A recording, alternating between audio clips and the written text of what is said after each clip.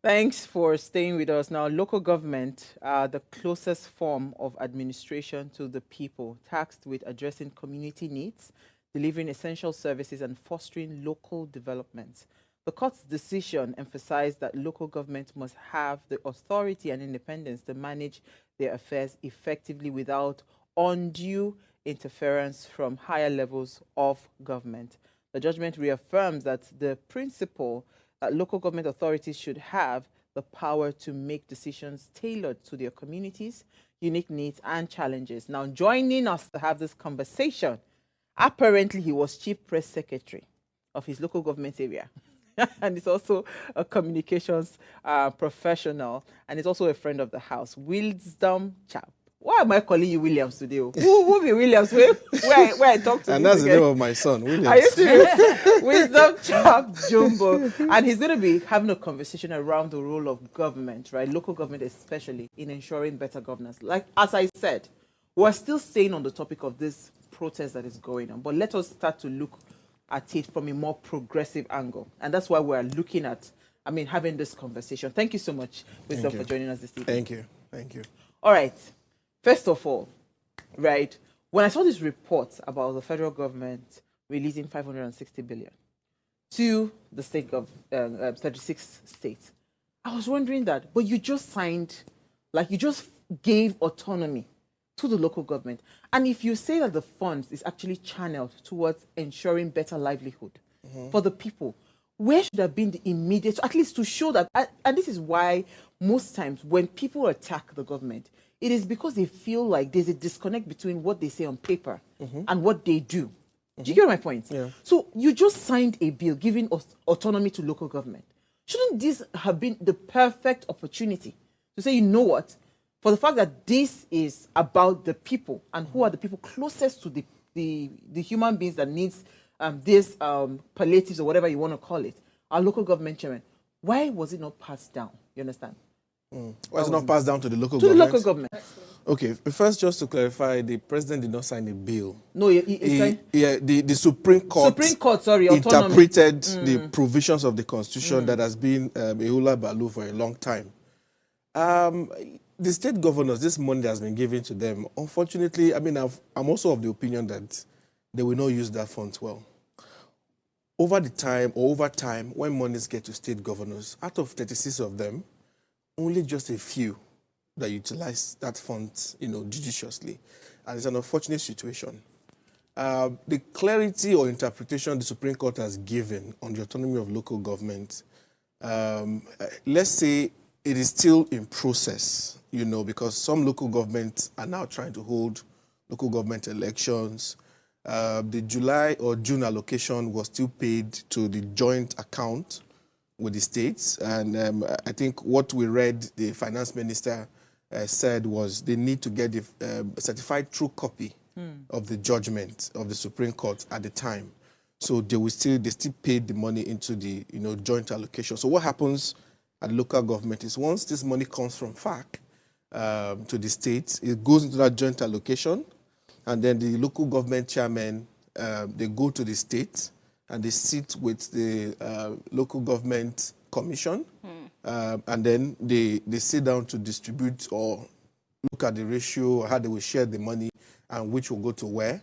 It's after then that salaries are paid to civil servants at the local government level and other appointees of government. So, that was how things happened at the time. So I think this is still in working, but it's a good interpretation of the Supreme Court, of the Constitution. So there's clarity, because over time there has not been clarity. So I'm not sure what we can advise the president to do going forward is, if you really want development to reach the grassroots, we need to work closely with the local government chairman. And I believe this is what the intentions of the president is. Because by allowing that autonomy to go Yes, through. Because for the first time, President Tinubu has been the first president that has achieved this. Buhari tried when that bill, because for you to alter the constitution or have any alteration after the National Assembly, it needs to go to the 6 states assemblies, and you need at least 24 of them to concur. I think Buhari tried at the time, and he only got about 20 or 19 or 21 thereabout. He didn't get the exact figure, so that failed. So this route that President Tinubu has gone is really wise, and that has settled the issue of, you know, autonomy and all of that. And the sections of the constitutions that was creating that ambiguity in a way, it has been able to explain it. And I think that's section Has it really explained it? Because constitutionally, the Constitution does not recognize the local government as an arm, a third arm of government, as we all portray it to look. The Constitution actually recognizes local governments as an appendage of state governments. Therefore, this autonomy that we're asking is not an autonomy per se, it's a financial autonomy and not an autonomy of local government. Because if we're asking for autonomy of local government, then it means that we are going against the Constitution. But the only thing stopping that autonomy is money. If I don't control my money, I don't have independence. When I can control my money and resources, that is autonomy. So I'm not sure what other autonomy we're really looking for. If I can control the monies I have or the monies that come to me for me to work on my own or do what I want to do with it, there's autonomy. If I can have my money come to me, I don't have to, you know, stooge to the governor's interests. But the local governments are not independent of states, as opposed to states and the federal government. For example, Tinubu can't come and tell Governor Sim what to do in his state because he's as sovereign as the president. So I understand where you're coming from. But again, the clarity that the line that we must draw is that, yes, local governments need their financial autonomy so they can carry out their duties. But then if you're saying we're talking about autonomy in generality, then it can't happen because they're not an entity on their own away from the government, the state government. Trust me, with what the Supreme Court has achieved, even a governor will not be able to tell a local government chairman what to do in his local government. The law does not permit that. What we can all do, just like the state governors do with the president, is to work in partnership. It's a shared responsibility in how we deliver governance to the people. So with this autonomy now, I'm not sure a governor can come and tell a local government what to do. If we're not of the same party, first of all, if I no agree, I no agree. You understand? So before, it wasn't that way. There's one leg of this autonomy that needs to now happen to complete it. I was coming the elections, right? Yes, that leg is elections. Because as long as the state electoral commissions is still conducting that local government election, then that is that one leg of the autonomy we need to conclude and cut off completely. But why do, again, I'm going to keep arguing these things. Why do we have the state electoral commissions if they're not going to be conducting state elections? So it doesn't make sense. When we create that law at the National Assembly, as we have heard that there is a local government, there's a local government commission on local government electoral commission that they are setting up at the National Assembly. We need to hear more of that. If that happens, part of the clauses of that law is that all the state independent electoral commissions will be dissolved into this. It means they will no longer exist. You get what I'm saying? So if that happens, so that means at the local level, because what happens at a local government is that, maybe for example, as River State, the 2021 local government elections that happened, the PDP won all through, in all 23 local governments. Because, why? Because the PDP is the governor. Yes, the governor is PDP, so therefore he wants all the local government chairmen to himself. So by all means, they are all going to win.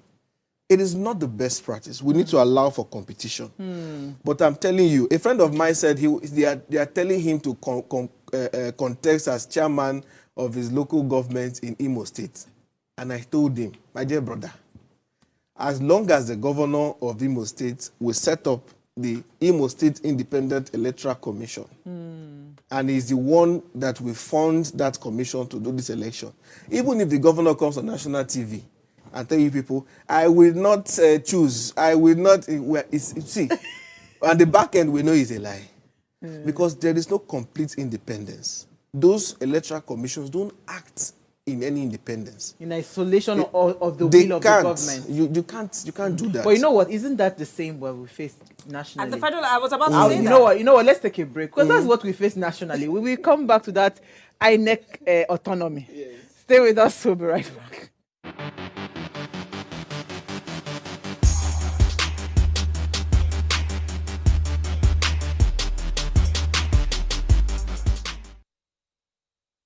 All right, thanks for staying with us. If you just tuned in, we're having already an amazing conversation with Wisdom Chapp-Jumbo on the role of local governments in ensuring better governance. Now, please let's hear what you have to say. Remember, you can join this conversation. Send us an SMS or WhatsApp to 081-803-84663. Our phone line is also now open. The number to call is 07025007749. There is another number to call. It never entered my head yet. It's 07014242420.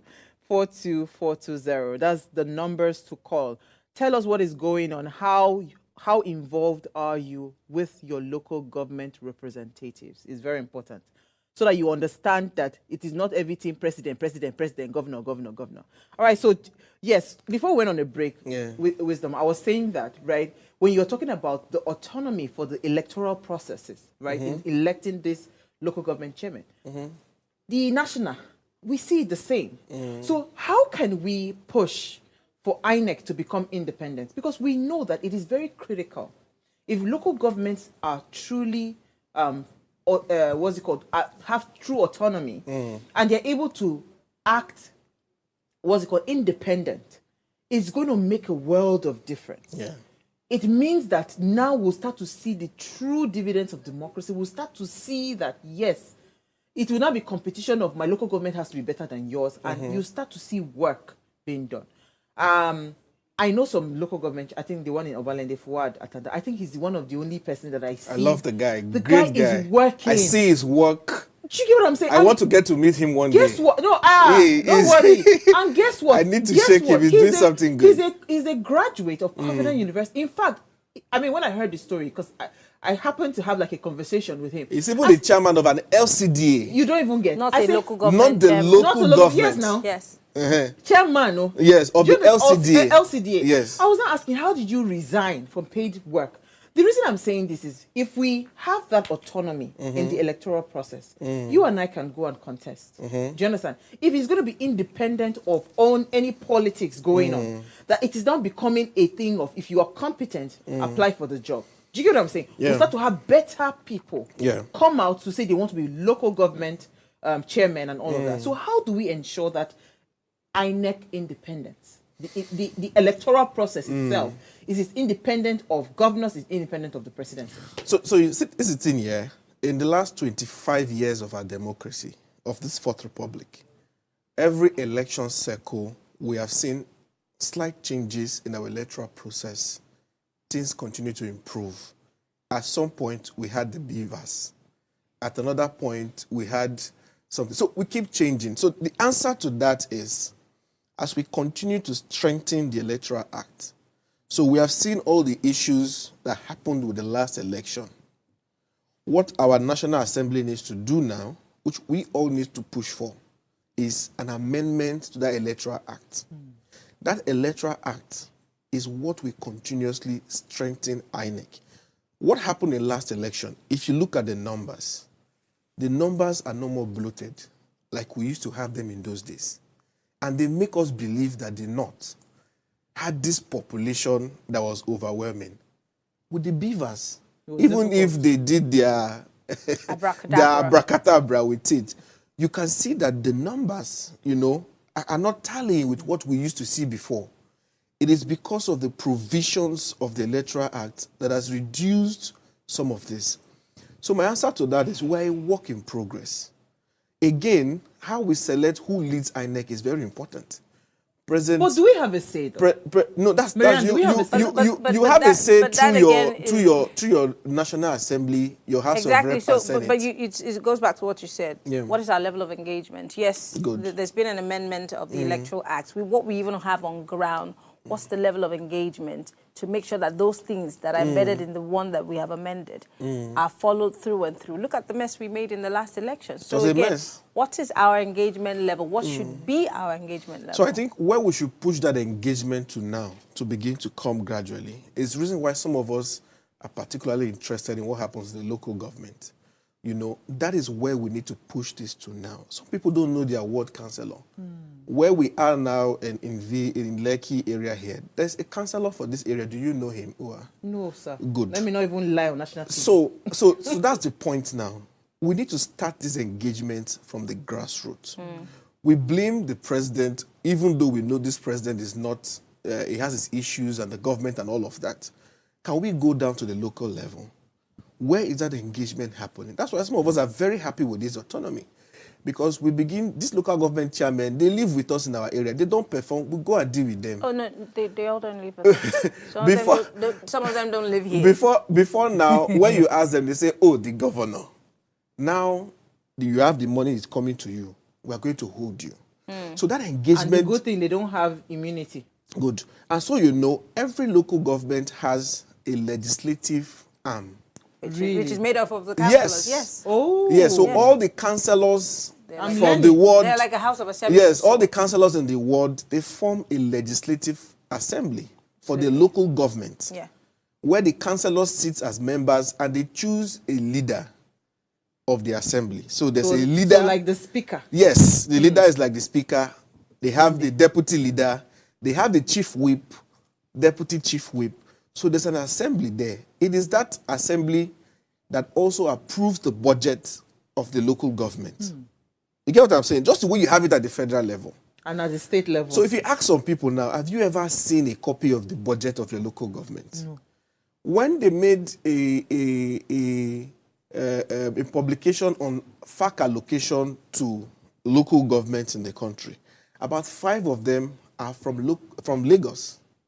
5 states, 5 local governments in Lagos had the biggest or the largest share of FAC to local governments. So the same thing, if you look at it from the 704 local governments, you will be scared the amount of money. So, like for me now, for my local government, at around that 2021 or so, the budget of my local government alone was 4.2 billion. What's your local government? Bonny local government. Oh, yeah. That was the budget that was presented to that assembly for approval. Wow. It was around 4.2 billion, thereabouts, as at that time. I don't know what the exact... And it's going to be almost triple now. Yes, probably, you know. So they also make the budget preparations the way you have at the federal level. We need to pay attention to what is happening at this local place. Because it is where there are little things that the local government can be doing that, of course, will make this suffering easier. Yes, of course. For the people. You know what? Hold your thoughts. But they are not playing their role. That is the problem. And they are there. And they are there. Let's take Emmanuel. I believe he's called in. I don't know from where. Hi, Emmanuel. You're live. Hello? Hi. Is he there? Hello. Emmanuel, can you speak up, please? Go ahead, please. Oh, sorry, we lost him. Oh. Well, I was going to say that one of the things that we also need to do in terms of engagement for civil society, for media, government agencies, if they'll ever do it, is to re-educate the people about the duties of the local government. Do you know that the local government is in charge of sanitation? Yes. They're in charge of primary health care. Yes. They're in charge of... there's some roads that are under the local government. Then we're always calling Mr. Sanwo-Olu. They do roads within their Mr. local government. There are levies they also collect within their local government. Why does it look like, and I'm saying us, including us, the media, we've dropped the ball in terms of educating people on their rights and responsibilities so that they can understand the duties of local government? Because we're always, either we're dragging the president, half the time we're dragging the president and not even the state governors, let alone the local government. So, it's, again, still sticking with engagement. How can we get more people on board so they understand who to hold, why to hold them, and to make sure that they deliver on the dividends of democracy? Good, it's easy. So what needs to happen is the media need to turn their torch to the local government. I don't blame them most of the time. Some of the people within the media don't know these things. For example, what I said now, you just shocked. They learn. You don't know.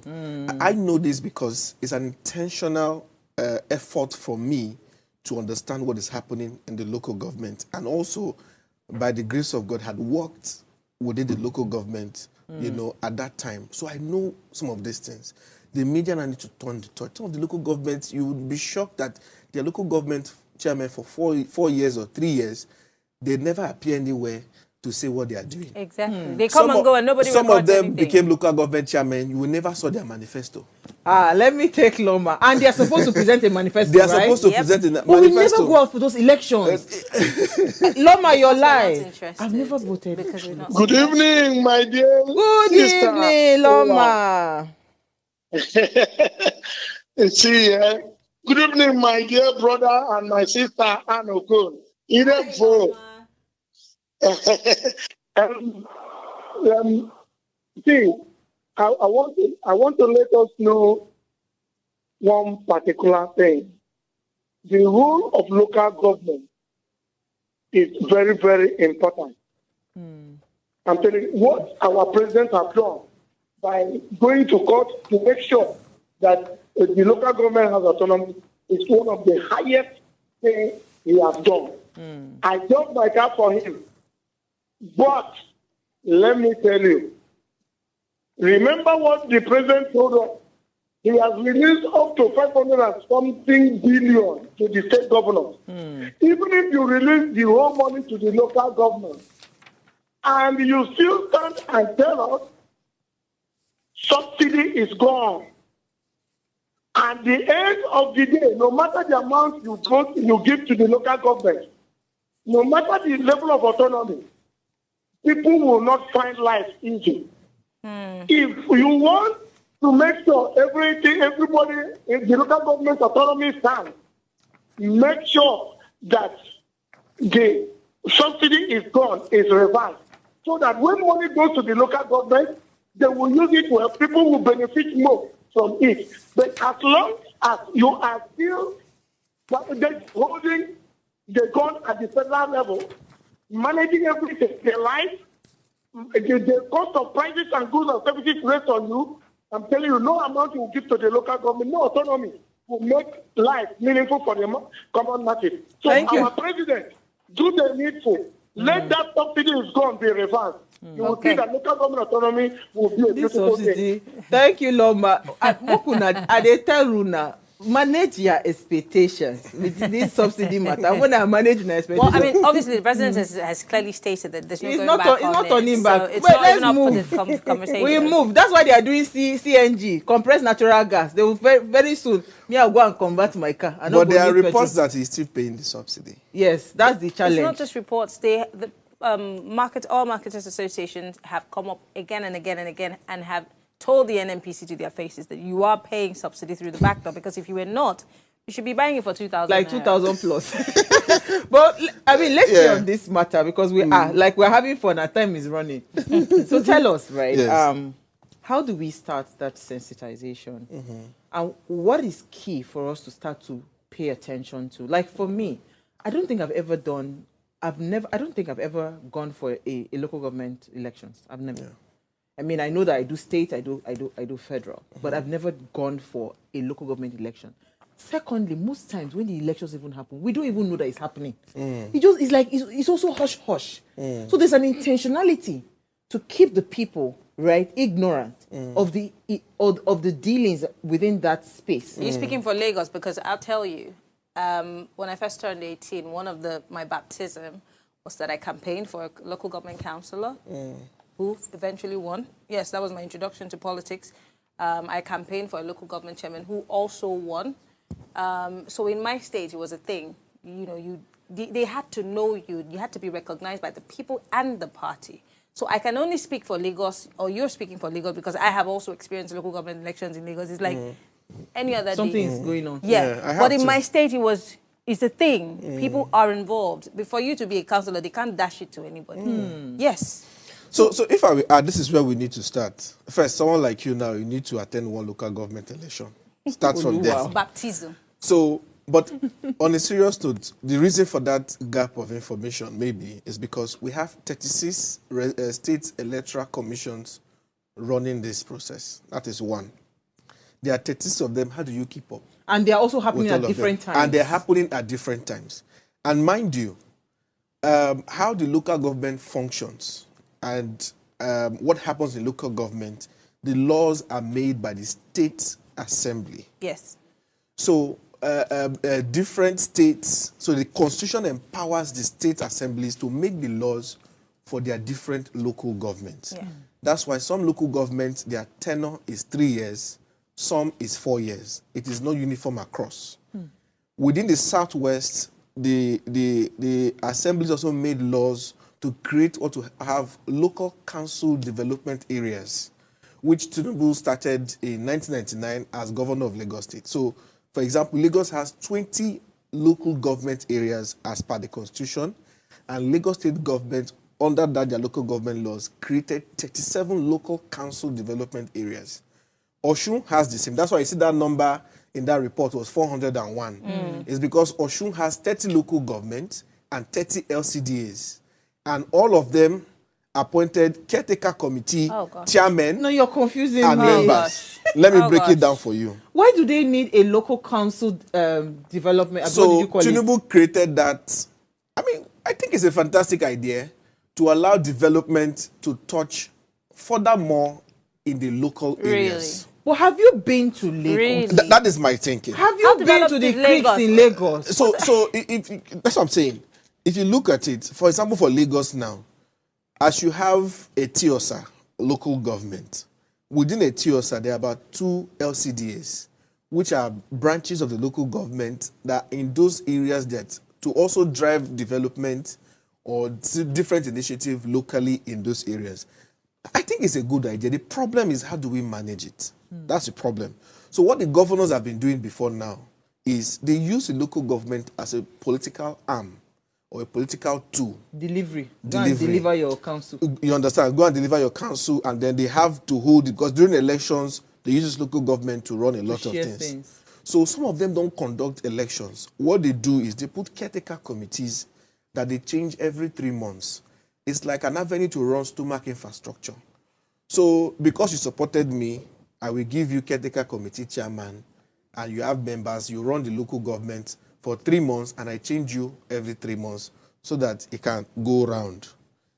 The Supreme Court in that judgment has said that kind of act is executive recklessness. And the Supreme Court in that judgment said, what if the president refused to do election one day and say, I am appointing a caretaker for your state? How would you feel?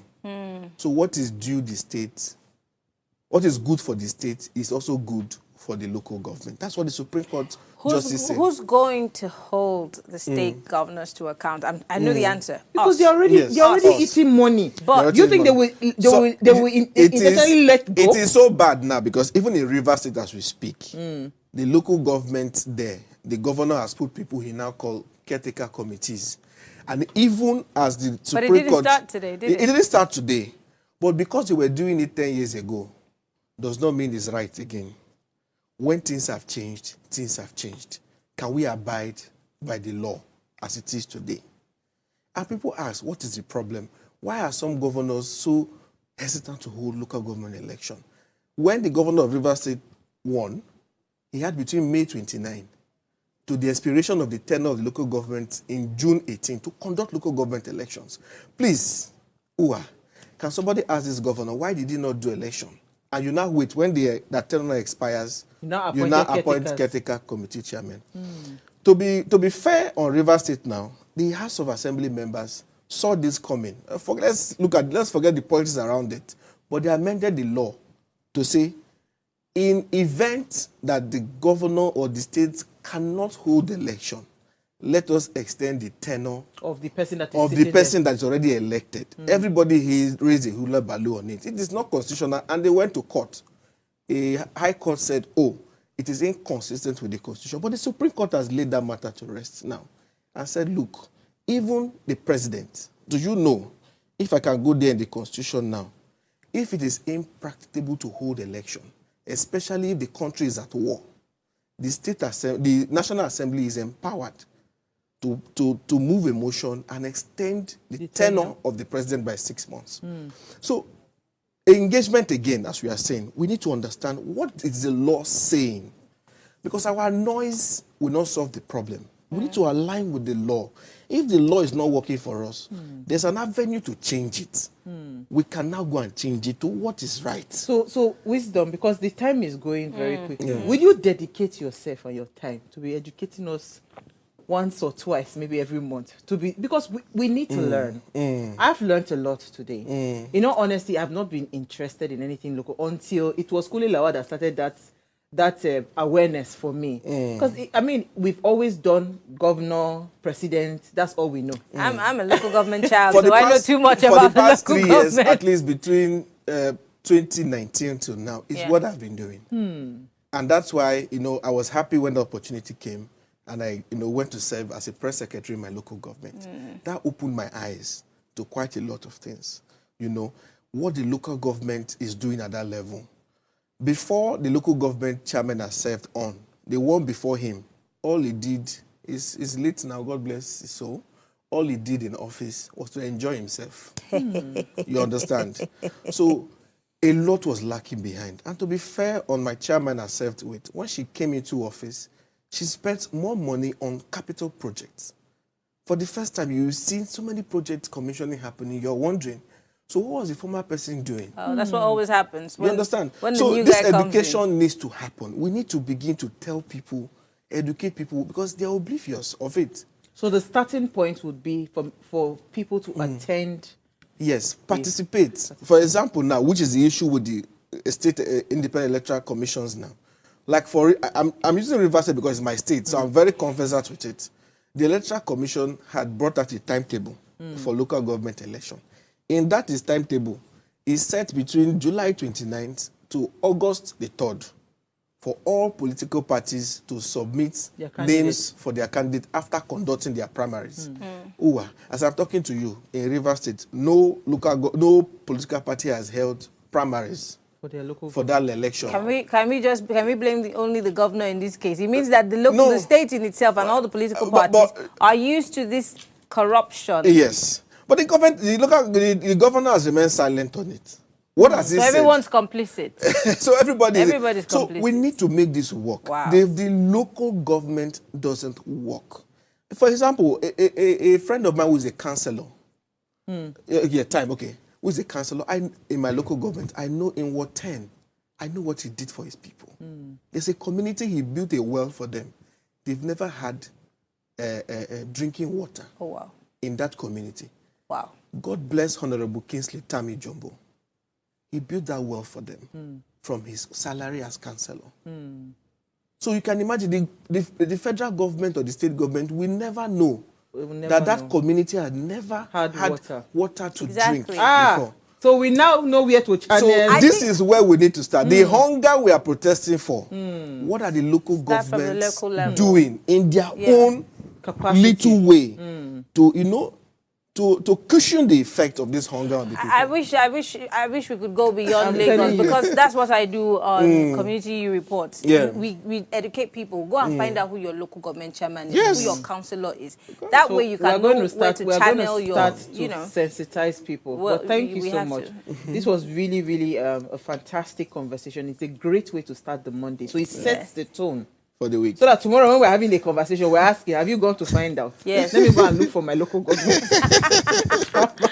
But thank you so much, Winston. Thank you. Thank you, Marianne. Yes. All right, so enjoy. If you missed our quotes for today, I think, where is it? It's somewhere.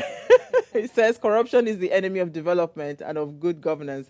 It must be got rid of. Both the government and the people at large must come together to achieve this national objective. I mean, with everything that Wisdom has said, it has clearly shown that you have to be involved. You can't be shouting good governance, good governance.